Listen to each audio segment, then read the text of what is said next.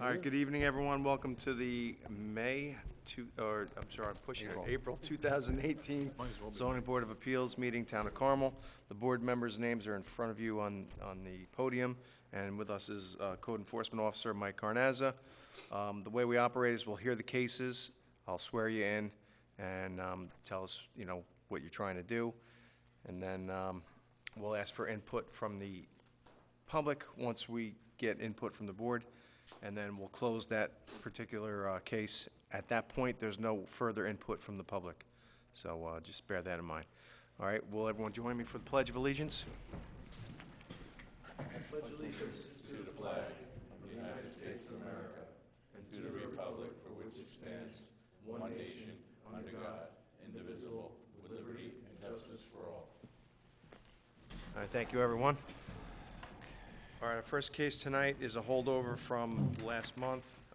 Is Villa? I spoke to the lady that was here last time, the applicant, Yeah. and I think that they decided they're gonna take the back shed down and just have the two that were originally in question, so I guess you could just go ahead and just make that a condition, if you were so inclined to grant, Okay. for the other sheds.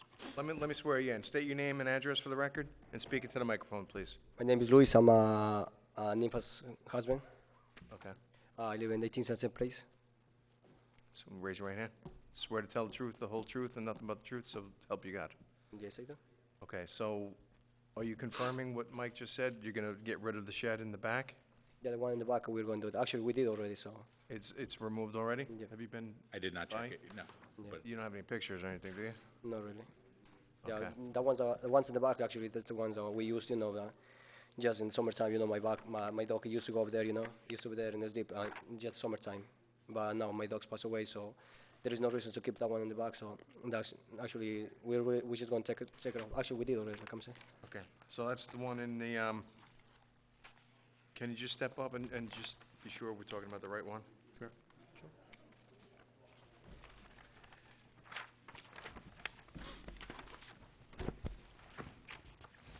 Because there are a few sheds on the property, right? So these are still there, and that's the one that came into question?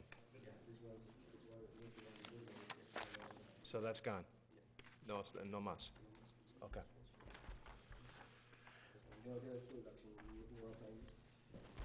Yeah, the other two is what are existing and? Yeah. Okay. if you're gonna grant it and you make a condition, I can not issue the building permit until I verify that it's been removed, if you'd like, Okay. if you're gonna grant. All right, so any questions from the board on this one? None for me. No questions. Everybody good? No questions, thank you. Any input from the public on this application? All right, I'll look for a motion to close the application. Motion to close. Do I have a second? Second. All in favor? Aye. Okay, thanks. I failed to mention, the way we operate is we'll hear the cases, and then at the end of the night, we'll adjudicate, and at that time also, there's no public input when we're adjudicating. So if you want to wait, I'll wait, no, bro. Or you can call tomorrow morning, too, if you or you want. can call tomorrow. Actually, like I'm saying, my wife is out of the country, that's why I came here over here, but I'll wait, no, bro. That's Okay, not big. it's up to you. All right, thank you. Been a pleasure. All right, thank you. All right, application number 2 is Seno Trust. I missed it.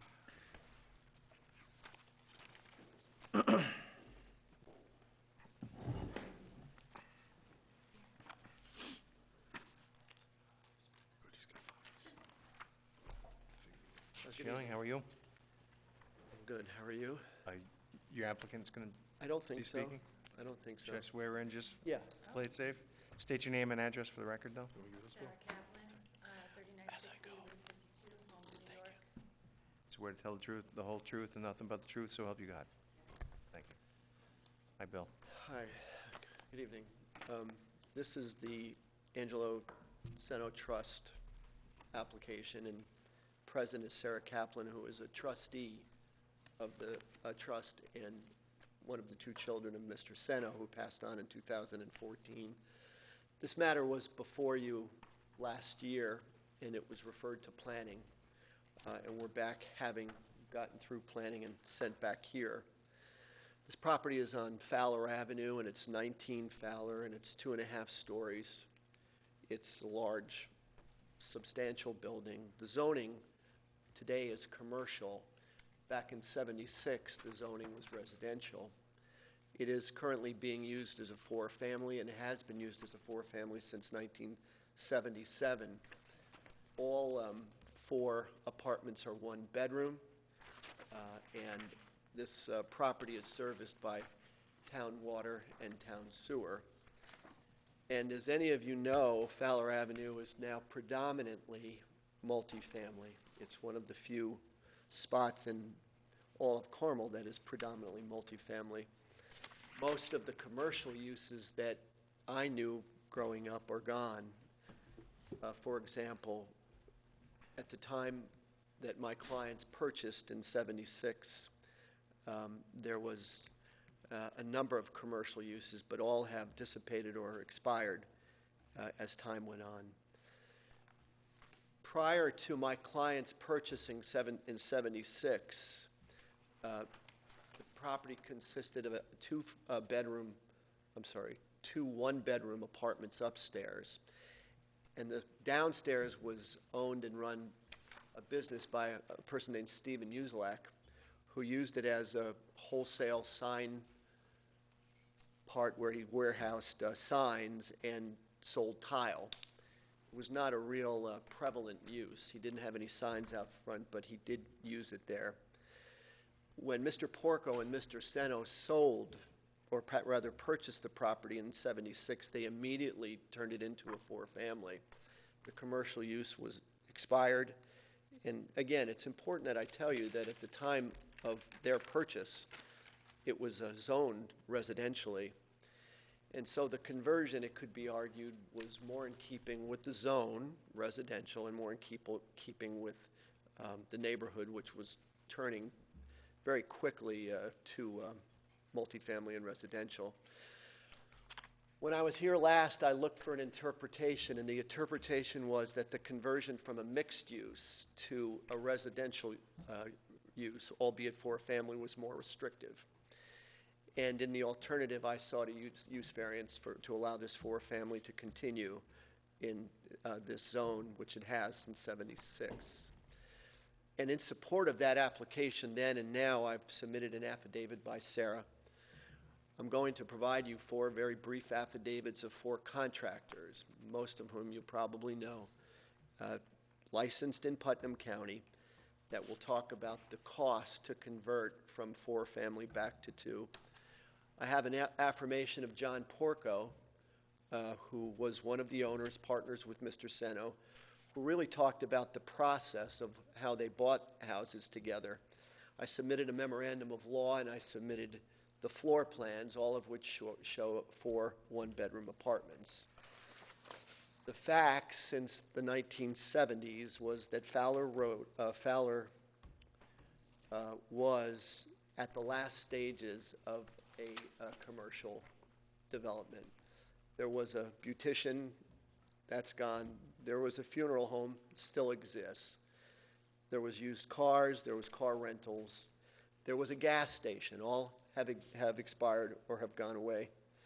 There was an appliance store, an appliance fix-it store, and then there was this sign and tile store, which is the subject of what we were talking about this evening. Then and today, it is now almost, certainly exclusively residential and predominantly multifamily. As I said, the site was owned by someone named Stephen Uselak, who we knew in Carmel. He sold signs out of that, out of the premises.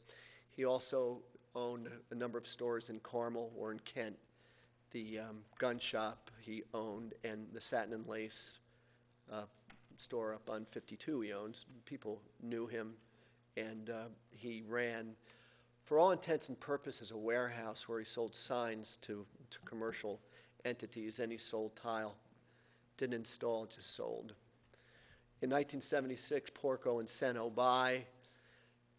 The dynamic between the two of them was that Seno was the accountant, Seno was the guy that went out and found investments, and he was responsible, according to Mr. Porco, to get the permits. Porco was the financer and was the attorney, and he was the one that did all the legal arrangements for the purchases. And this wasn't a single investment for these two. They had a number of investments, and the dynamics of the partnership was that they did different roles, and their roles were well known to one another. In '77, the commercial use stopped, and 2 residential units were installed downstairs, coupled with the 2 upstairs. Mr. Seno actually built one of the apartments for his mom, but for some reason, I don't remember why that didn't work out. Oh, no, she was. Oh, there did she for- stay there? She stayed there for I 30 thought it, years. okay. We have all the bills of conversion at your disposal if you'd like to see them. They're this thick of what they had to do to convert the commercial to residential. The record is pretty barren of notes from the building department, except that in 1983, Marge Agor, 6 years later, sent a letter, said, we only recognize 2 bedrooms here, 2 apartments here, 2 one-bedroom apartments, which probably makes sense because the 2 bedrooms upstairs, and there was 2 bedrooms downstairs, which got converted into the commercial space. In any event, after that, there's no records, there's no violation notices. There are 3 passing inspections by the fire inspector from 15, 16, and 17. I think I provided you, but I'll provide you again, Mr. Porco's affidavit. He's retired and down in Long Island. But basically, he says the roles were defined as I just told you. And it was his opinion as an attorney that because he was bringing the place more into conformance, and there was a section of the law then, 6311.1, exactly the same as your code says today, which is 15647, which says you can go from one non-conforming to another, provided it's deemed more restrictive. And Mr. Porco said that's what he thought happened, and that's why they thought they can convert. And, you know, in his affidavit, or affirmation rather, he says that the mixed use to a 4-family was in his mind more restrictive. So in 1977,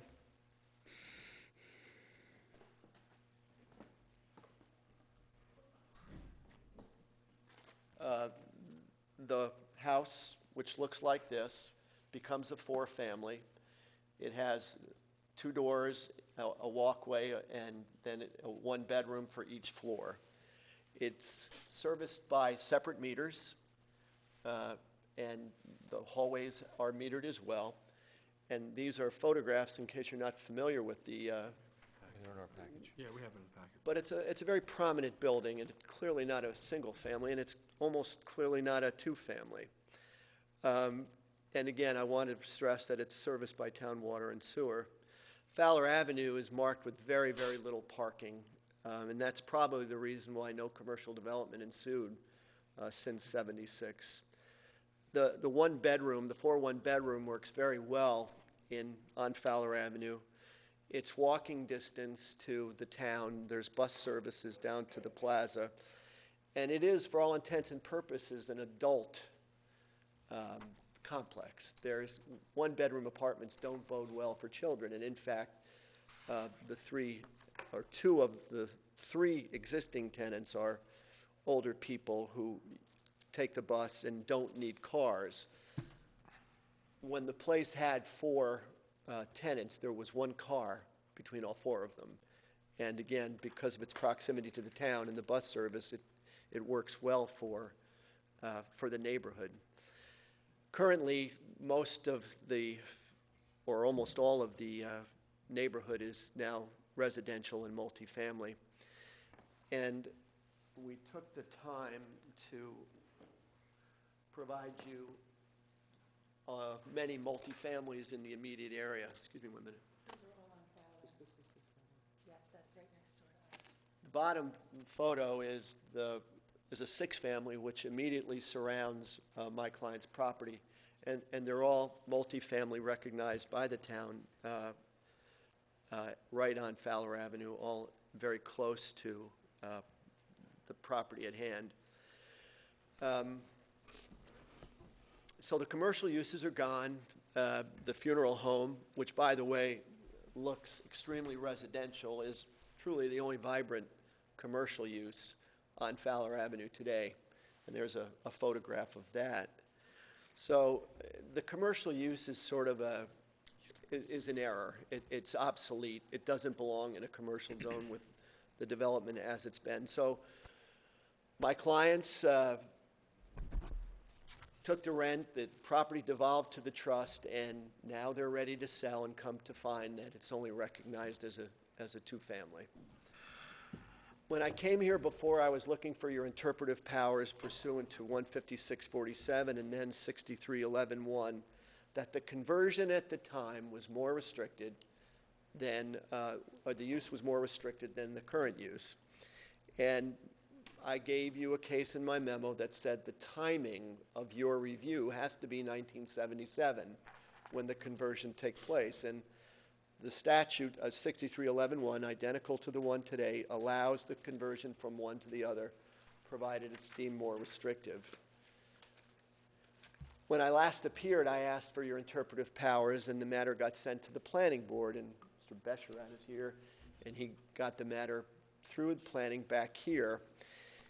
And I presume, and I spoke to Mike about it, and the fact that you sent it to planning board is consistent with the idea that you denied the interpretation. Now, I went through the minutes, and I didn't see an express denial. And so I'm going to ask the board, if they're so inclined, to consider the interpretation today. But if, in fact, it's deemed that you did deny the interpretation, sent it to planning, Mr. Besherat brought the matter through planning back to zoning, I'll ask this board to consider use variance standards. And the use variance standards is because we have a four-family in a commercial zone. Again, commercial zone, although there's one commercial use on the entire property. And I submit to you that we can meet every one of the criteria. The financial hardship, reasonable return, we have a number of things to show you. And the first one is we have 4 affidavits by 4 local contractors. Because I'm presenting it to you late, I didn't ask for specific breakdowns because it would be too much reading. What I've done is formatted a letter. How much would it cost to convert from 4 to 2? And Do Construction, William Finney, and SMJ Construction or Homes, Inc. by Joe Gelino, and Maristan Properties by Will Knapp, and DeBellis Construction by Chris DeBellis, all surmised that the conversion would be anywhere between $40,000 and $70,000.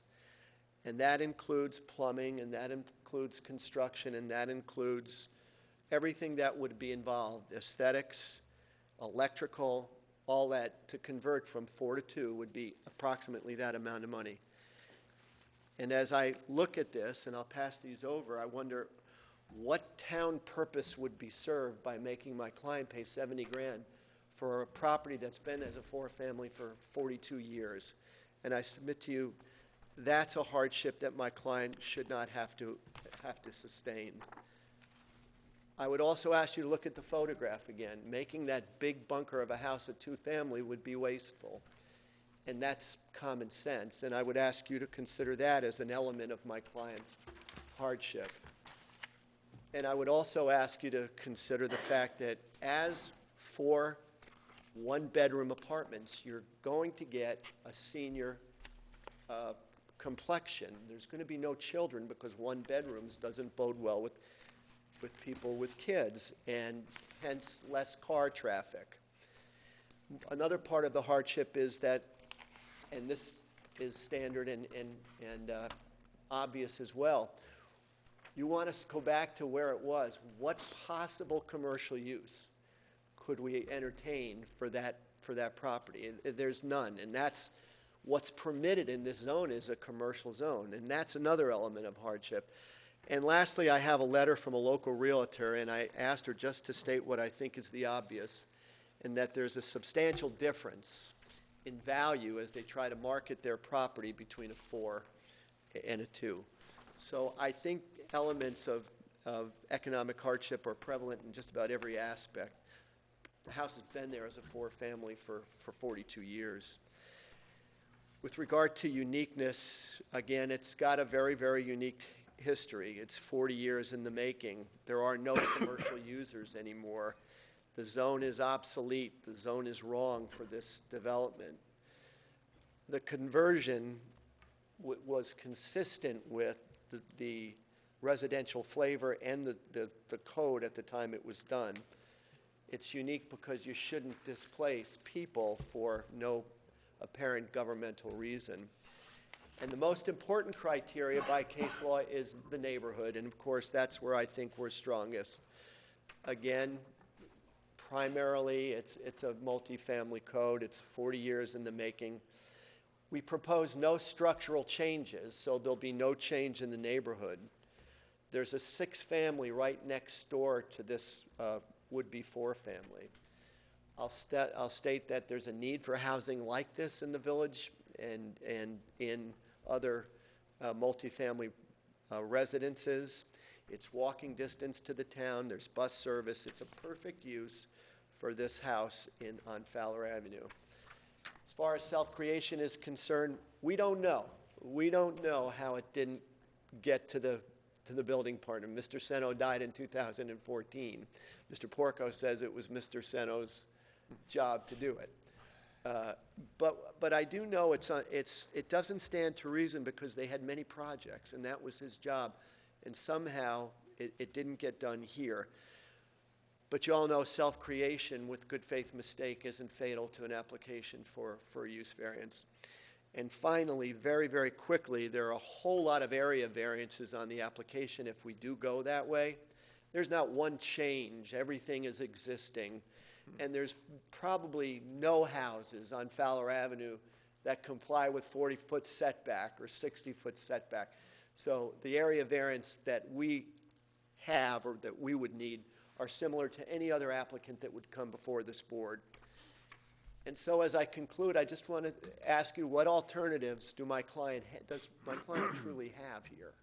There really isn't any way to go back to a commercial. It's really wasteful to go back to 2-family, and it serves no purpose. And so I'll answer any questions, or Sarah will ask any questions that you might have. Okay, thank you, Bill. At this point, I'll just open it up to the board. I'm sure there's, Bill, just to clear it in my head, so when they bought the property, it was zoned residential. Yeah. When did it flip? 2002. Is that when they did the new master plan? Okay. I just wanted to make sure.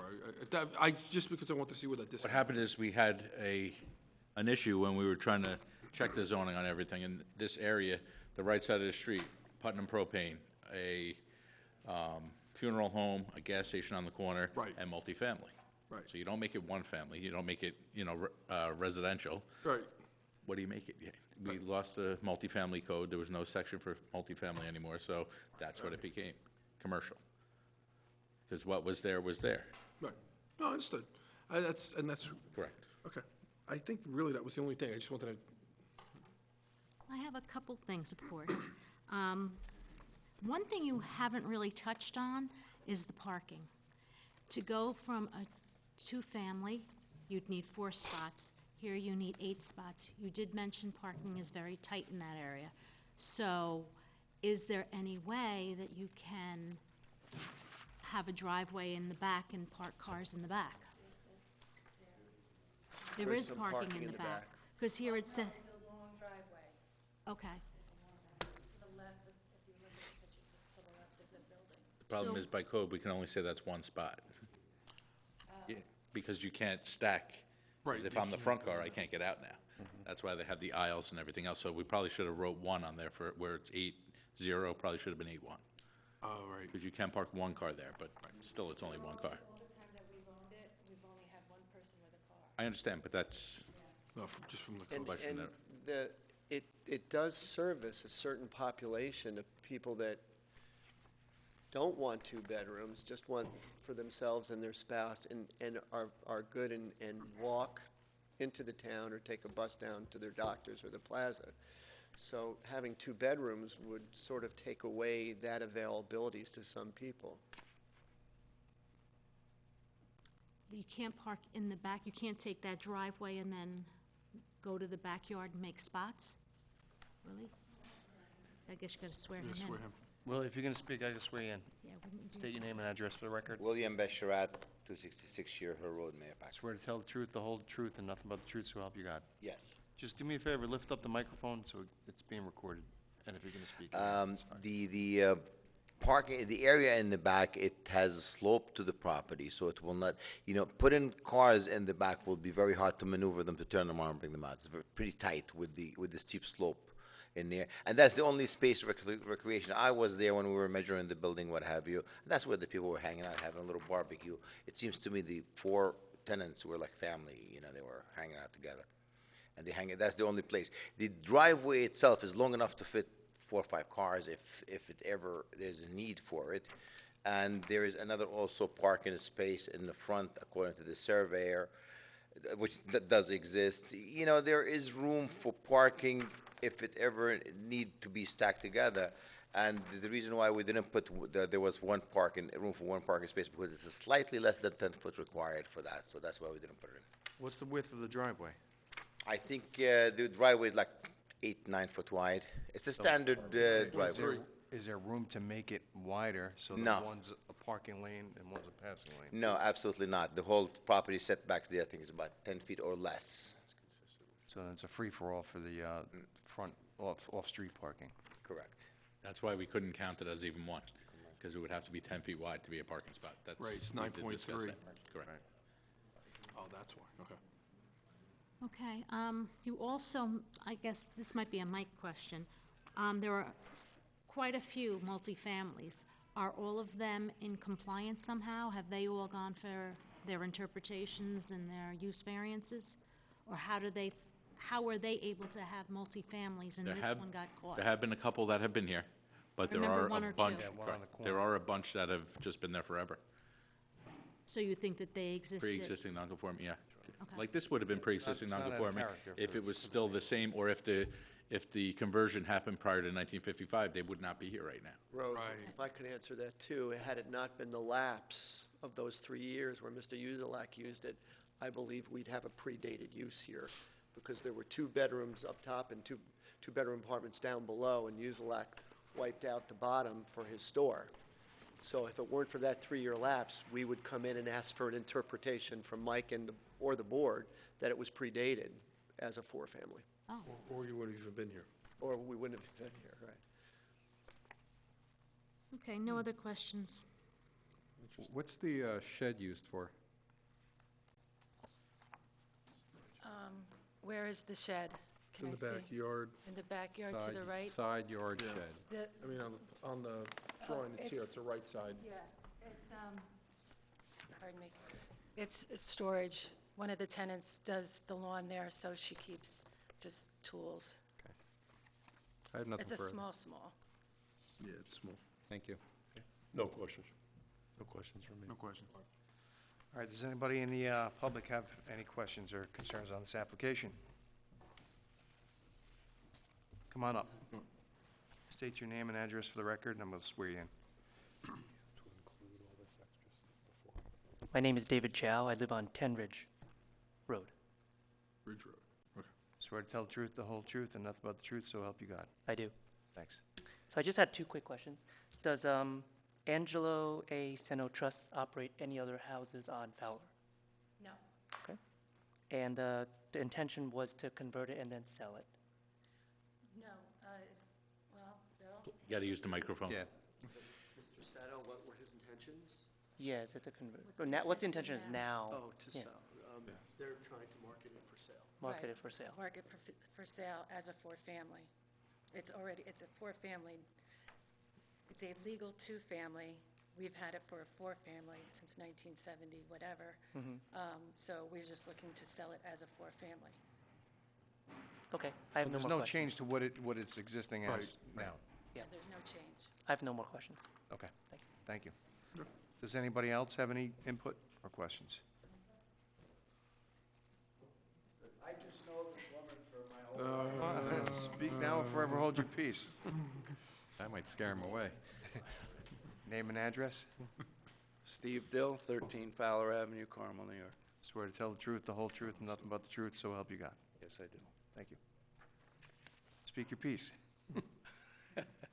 Well, I've known the Seno family for many, many years, and I've lived on 13 Fowler Avenue, two houses down. And this seems so reasonable because so many of the properties are, you know, what she wants to do. So I have no problem with it. And you've always remembered it as a four-family. As far as I've been there, since 1981, I bought my place. You have the Dill's Best Yes, family? that's my brother. He's the rich one, I'm the... Dill's Worst? Yeah. Is All right. parking tough on that street? Not really, you know, I was thinking, just to be able to park, it's really simple, actually, because behind the tea store that opened on Main Street, they cleared that whole property across the street. So there's probably room for 25, 30 cars there. And she gets about 2 customers a day at the tea place, so there's plenty of room. Okay, Thank you. Okay. thank you. All right, anybody else wish to be heard? Sure, Gina's happy All right, about I'll the look commercial. for closing. on the- Before we oh, close, sorry. do we have to add to the record we have the affidavit of John, or the affirmation of John Porco, the letter from the Realtor that was provided, Yeah, and but Bill submitted it, so we'll put a copy in the record. put them in the record, okay. The motion to close. Do I have a second? Second? All in favor? Aye. Okay, thank you. Thank you very much. Thank you. All right, next new application is number 3, Donovan.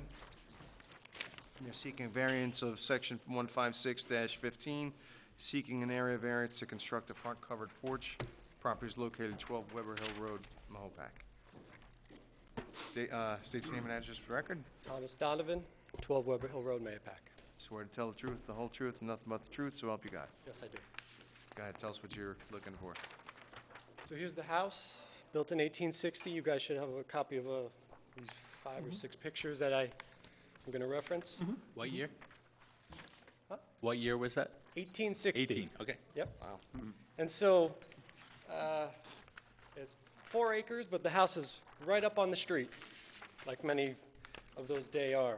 So what we want to do is extend this bottom roof, and there's other perspectives you'll see in a moment, out over this front porch. The problem we have is that the standing water from the rain, melting snow, goes right down into the basement. And right under the basement, you can see a little over here, are it's from the oil tank. So the oil tank is right below. That's the pictures. Right below the porch. So water leaks down, doesn't go on the oil tanks, but it's right near it. So on the side, you can see here, there's the original house ended here, Right. and there's a foundation under it. And then sometime, probably 80 years ago, they built this little extension, part of which is an interior extension. It's covered with a roof. The rest of it is exterior, and that's the problem area. And so there's a foundation wall here, and there's a foundation wall on the outside of the porch. And skipping ahead a couple of pictures, this one you can see in the basement. So I'm looking parallel to the road, and you can see this girder here. That's where the exterior wall here ends and the exterior part of the porch begins. So there's a girder, and it's held up by these 2 I-beams that go from the old foundation to the new. And so that's why it would be extremely difficult and structurally intensive to just simply remove the porch and eliminate this problem. So what I seek to do is to simply, of course, have the porch renovated, effectively have a roof built under the new porch decking to be installed, and have this roof come out and cover the porch. So it's, again, to prevent the water going down into the basement, potentially leaking on the oil tanks later on. I have a picture here. It's above the oil tanks. You can see the inlet tube. It's the end of one of the girders. There's a little bit of saturation on it. That's from the snow this winter. We had snow? Quite a bit of snow. And sometimes it's not always feasible to shovel it right away if it's coming down for hours. So one of the neighbors that can see my house directly, Richard Simon and Jennifer Simon, next door, submitted a letter to Dawn. I think you guys might have it. In support of the project, I explained what we're going to do, and it's going to be in line with the character of the neighborhood. Just back to this picture one last time. This little triangular portico here is going to be preserved. It might have to be rebuilt depending on the structure of the roof, but it will be back, and it's going to be pretty much flush with the roof that we extend out. So the house from the front will look pretty much exactly the same, except there'll be 2 columns on either end to hold the structure of the new roof. But it's going to look probably to a regular passerby that we just painted the house and we did a little bit of fixing up. It's not substantial, and we're going to only extend the decking of the porch out by 6 inches. And that's to accommodate the skirting or a fascia that's going to go along the bottom in front of the foundation. And the reason for the 6 inches is so we can make a nice straight run and not have to fight the variation in the surface of the stone foundation, because some of the rocks jut out a little bit. Yeah. So the 6 inches, just take it a little bit further away. You're going to keep the architectural elements the same, like cornices and Yes, crown molding and whatnot? yes. Beautiful house. It's around the whole house, so we're not going to be changing the whole house just to make this, no, it's going to match everywhere. Good. Everything is going to be the same, except the pillars are going to be square instead of All right. round. I don't think you can get any questions, because that was a very good That was presentation. great, that was a great fantastic. presentation. yeah. Did you go to school for architecture or something? or No, I Law degree? rehearsed a little bit today. You had a good coach. A little whatever bit it was. nervous. With that said, any questions? And Willie may be offering you a job soon. All right, Thank you any very input much. from the public on this application? All right, thank you, sir. I'll look for a motion to close the hearing. Motion to close. Do I have a second? Second. All in favor? Aye. Thanks for you, your sir. time. Thank you. All right, number 4, we're going to, we already spoke, Willie, we're going to look for a motion to hold this over since it was not advertised correctly. By whose fault, we don't know, but it's not correct in the Mapac News, which is the official newspaper to advertise for the zoning board. So Motion to hold. I look for a second. Second. Do I have all in favor? Aye. Thank you. Sorry, Willie. No problem. You're representing number 5? Yes. Berghart, and they're seeking a variance of section 15615, seeking an area variance to retain already existing shed. The property is located at 1 Fawn Lane, Mahopac, New York. He's already sworn, so. Name, I swear you in. No, he's sworn. Just I'm state your already name and sworn in. address again, just for the record. William Besherat, 266 Sheer Hill Road, Mayapack. Everyone knows who you are.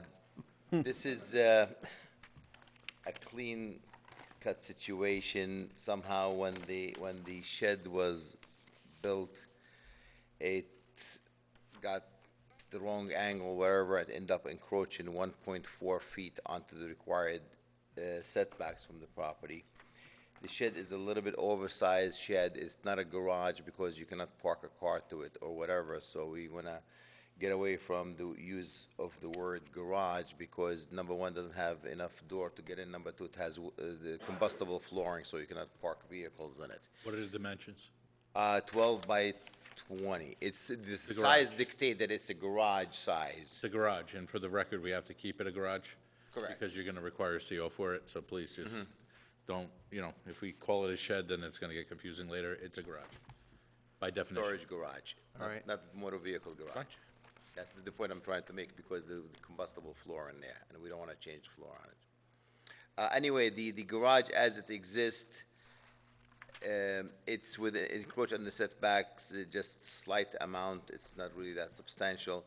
It will be a substantial cost to relocate it and make it conforming to the setbacks.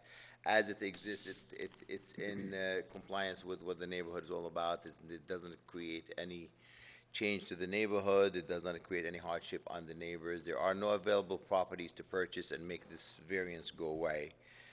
Therefore, we are here in front of this board asking for relief from this nonconformity. Okay, it's not a significant variance. I thought, when I was out there on Saturday or Sunday, it looks like it was meant for that spot, and you can see from the picture between the trees, so. Correct. I don't have a problem with it. I don't think anyone else would here, but anybody have any questions? No questions. No question. Okay, No any questions. input from the public on this application?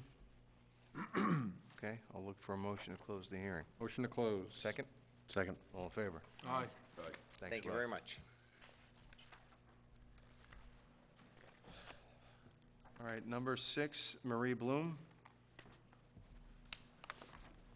Marie? And for a variation of section 156, seeking an area variance to retain 2 existing sheds. The property is located at 266 West Level Street, Mahopac. You are? State your name and address for record. I don't know what I'm supposed to do. State your name Walk you and your through it. address. Okay, Marie Blum, Okay, your address is? 266 West Level Street in Mayapack. Raise your right hand, swear to tell the truth, the whole truth, nothing but the truth, so help you God. Yes, I do. So you have 2 sheds here that have been Yes, there for 2 that are- how long have they been there? 30 years. It looks like I was up there Didn't on know Sunday. back 30 years ago, that you needed 10 feet from the border and so forth. So it only is 8 feet. Okay, So we were short 2 feet. all right, and if you had to relocate these, what would be the cost roughly to? I Yeah, don't to know if bring I these could into because they were built. They're big wood shells. Yeah, they're pretty heavy duty with wood siding and wood So doors I and don't all know that. what it would cost. A lot. Few thousand, 5,000? Maybe. Okay, and is that, your septic is back there around, is there septic fields? Your property goes back here, is that all your septic? Yeah, So you wouldn't want to put them on top of the septic then, yeah. obviously, so. Have you spoken to your neighbors, especially on the left side, that affects them? Do they have any issues, or, Joe Collin didn't have Concerns. any issue. And on the right side, which I talked to, wasn't Dawn, because she wasn't in that day when I turned the envelopes in. Rose? That house went into foreclosure. And she was going to take care of it. I said, I don't even know who took it over. The woman just left it. Gina That happens. Tedesco. Okay. I'll look for questions from the board. Mark, Mike, Bill? No questions. No questions, thank you, Mark. Why is it coming up now? Dennis, I think. Dennis picked up on it? The Did you get a inspector came? notice? What happened was, 2 years ago or so, you did assessments on the houses. And that's when we noticed the sheds, Okay. okay?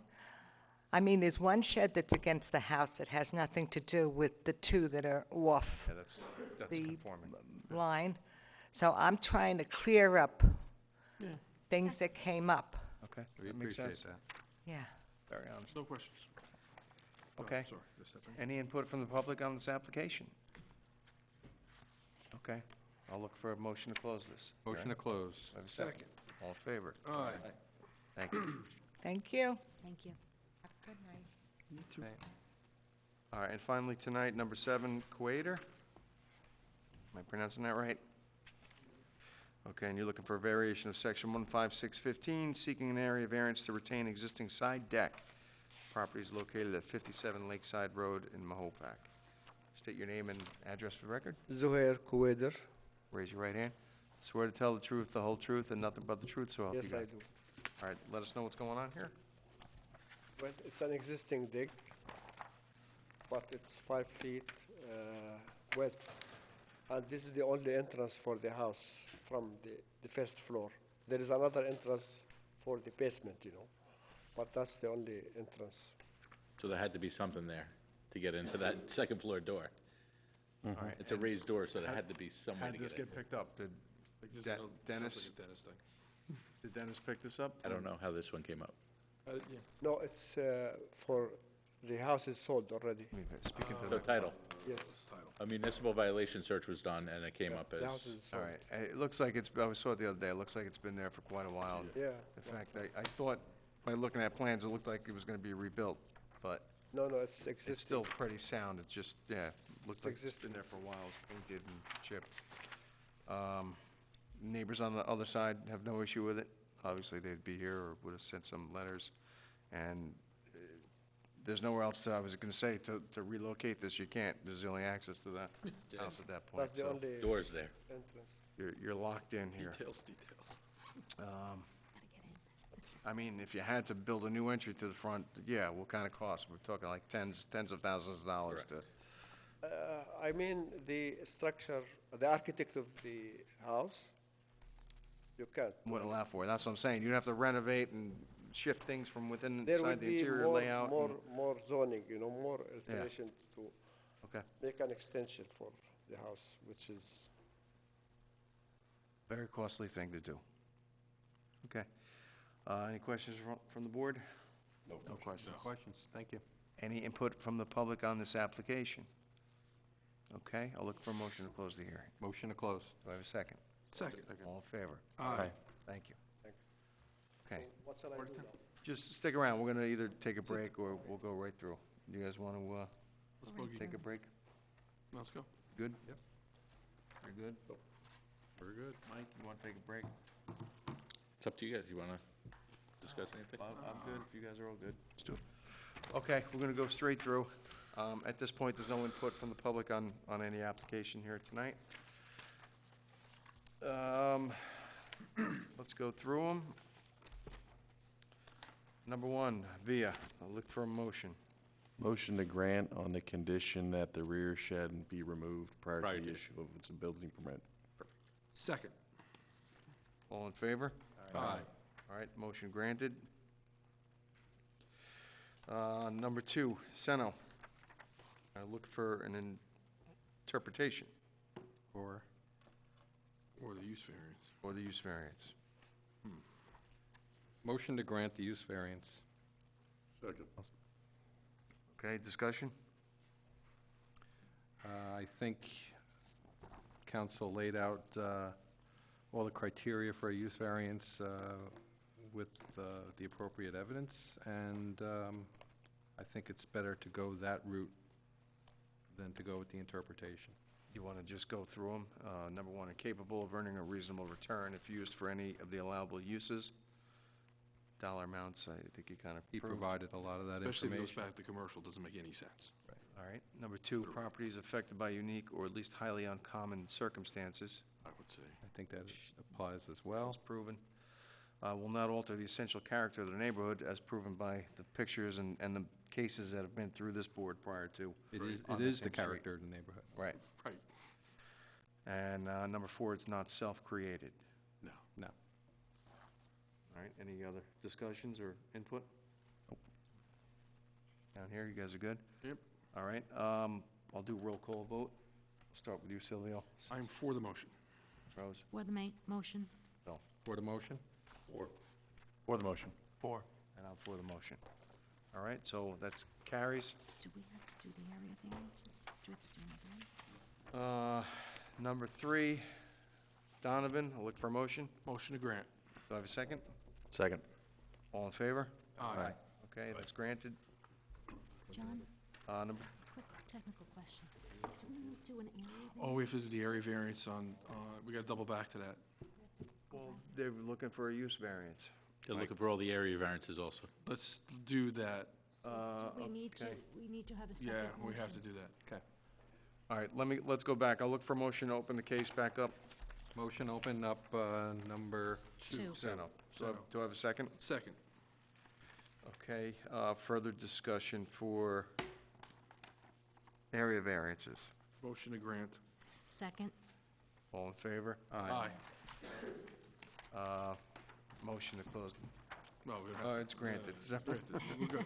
We're done. motion to juggle. Okay, thanks, Motion. Rose, for picking up on that. Number 4, we held over.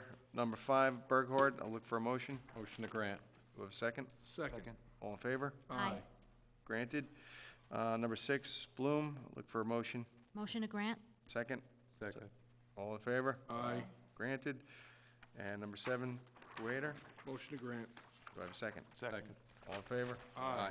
Okay, thank you. All right, meeting minutes from February 22nd, 2018. Do I have a motion to accept the minutes as submitted? So Motion moved. to accept. Motion to accept. Seconded by Me. I'll do it. Silvio? All right, all in favor? Aye. Okay. Aye. Thank you, everyone. Have a good night, and we'll see you all next month. Hey. You guys are all good for next month's? Yeah. Yep. Yeah.